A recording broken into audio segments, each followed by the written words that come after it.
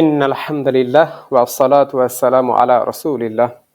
আসসালামু আলাইকুম। আজকে আপনাদের দেখাবো কিভাবে বাচ্চাদেরকে কায়দা পড়াতে হয়। অর্থাৎ কোরআন পড়তে শেখাতে হলে যে কায়দা বইটি আমরা অনুসরণ করে থাকি তা কিভাবে পড়াতে হয়। আমরা আমাদের প্রতিষ্ঠান মাদ্রাসাতুল ইলমে যে কায়দাটি অনুসরণ করি তার নাম আল কায়দাতুল মাক্কিয়াহ। উল্লেখ্য, যারা মাদানী মুসহাফ পড়তে চান তাদের জন্য বইটি বিশেষভাবে উপযোগী। বইটি ডাউনলোড করতে আপনাকে আমাদের ওয়েবসাইটে ভিজিট করতে হবে।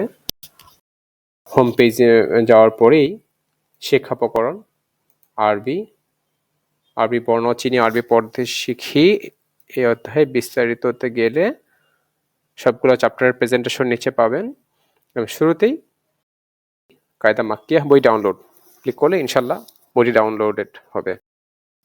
আমাদের এখানে ডাউনলোড করা বইটি রয়েছে। প্রথমেই হরফ পরিচিতি। হরফ পরিচিতির বিষয়ে বিস্তারিত আমাদের পূর্ববর্তী ভিডিওতে আলোচনা করা হয়েছে। এখানে যদি খুব সংক্ষেপে বলি, কোনো বাচ্চাকে হরফ চেনাতে হলে একই সঙ্গে সবগুলো হরফ চেনানো আসলে সম্ভব না বা উচিত না।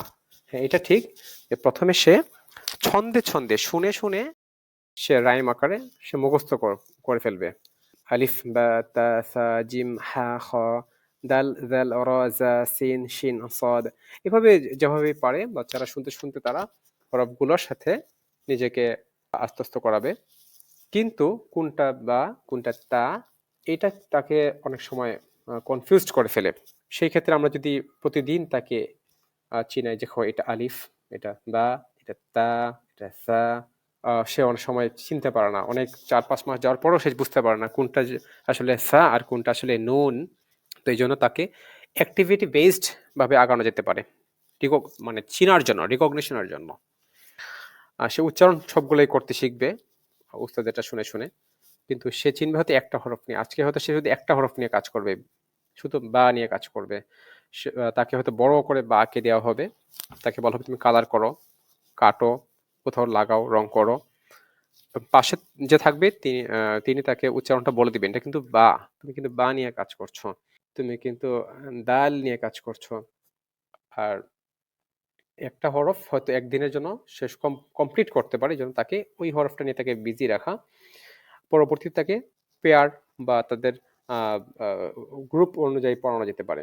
যেমন বা তাসা, বা তাসা তিনটা একসঙ্গে, জিম হা খ তিনটা একসঙ্গে, দাল দাল এই দুটো একসঙ্গে, র জাই, এগুলো আলাদা পেয়ার পেয়ার করে তাকে পড়ানো যেতে পারে। ধীরে ধীরে আস্তে আস্তে ভলিউমটা বাড়ানো যেতে পারে, যেগুলোর বিস্তারিত আমরা পূর্ববর্তী ভিডিওতে দেখিয়েছি। আজকে আমরা আলোচনা করব মূলত পরবর্তী অধ্যায়গুলো নিয়ে। যখন একটা বাচ্চা কোনো হরফ চিনে যায়, তার পরবর্তী ধাপ হরফের 3টা রূপ চিনতে শেখা। যেমন আমরা জানি যে একটা হরফ বাক্যের শুরুতে থাকলে একরকম, মাঝে থাকলে একরকম, শেষে থাকলে একরকম। এই জন্য তাকে পর্যাপ্ত প্র্যাকটিস করতে হবে। এই পৃষ্ঠাটা কায়দা মাকিয়ার এই পেজটা তাকে প্র্যাকটিস করানো যেতে পারে। তাকে আমাদের ওয়েবসাইটের এই প্রেজেন্টেশনটা, যেটা আমাদের উপরে রয়েছে, এটা দেখানো যেতে পারে।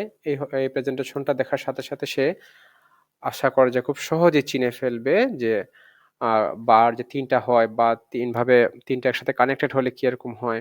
এবং তাকে এই 4D ব্লক এটাও দেওয়া যেতে পারে। এটা দিয়ে সে ফিজিক্যালি টাচ করে বুঝতে পারবে যে একটা শিন সে ইন্ডিভিজুয়ালি কিরকম, শুরুতে কেমন, মাঝে কেমন, শেষে কেমন। সে জোড়া লাগিয়ে লাগিয়ে সে শব্দ গঠন করতে পারবে এবং এতে তার হরফ চিনাটা খুবই সহজ হয়। এই 4D ব্লকটা আমাদের মাদ্রাসাতুল ইলম থেকে আপনারা নিতে পারেন। ধরে নিলাম তার হরফ চিনা শেষ, হরফের 3টি রূপ চিনা শেষ।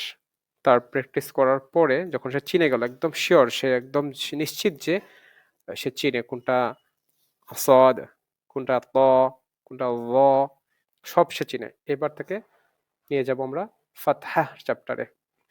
ফাতহা বা জবর তাকে চিনানো হবে প্রথমেই। আমরা একই সঙ্গে তাকে কাসরাহ বা দম্মা অর্থাৎ জের বা পেশ শেখাবো না। অর্থাৎ আমাদের দেশে যেটা প্রচলিত, বা পেশ বু, বা জবর বা জের বি, বা বি বু, বা যেভাবে বলি, এইটা আসলে বাচ্চাকে কনফিউজড করে ফেলতে পারে। শুরুতে তাকে শুধু একটা হারাকা, সেটা হচ্ছে জবর শেখাবো আমরা। তার জানার দরকার নাই যে এই হারাকা ছাড়া আর কোনো হরকত থেকে থাকতে পারে। সে বা তা সা চিনে। এবার এই জবরটা দিয়ে তাকে বোঝানো হবে তার মাথার উপর যদি একটা দাগ থাকে অর্থাৎ জবর থাকে, তাহলে এটার উচ্চারণটা শুধুই উপরের দিকে উঠবে, অর্থাৎ দা, তা, সা, যা, হা, খ, দা। হ্যাঁ, এখানে উল্লেখ্য তাকে পাশাপাশি লেখে দেখানো যেতে পারে। যেমন এটা কি তাকে বলতে বলা হবে, সে বলবে এটা দাল, পাশেই লেখা থাকবে এটা কি। সে যদি এখানে দাল বলে তাকে বলা হবে না, এটা দা। এটা জিম, পাশে আরেকটা জিম থাকবে জবর সহ, তাকে বলা হবে এটা কি, এটা কিন্তু যা। মাদ্রাসাতুল ইলম বিশুদ্ধ দিন শিক্ষার এক অনুপম ক্ষেত্র।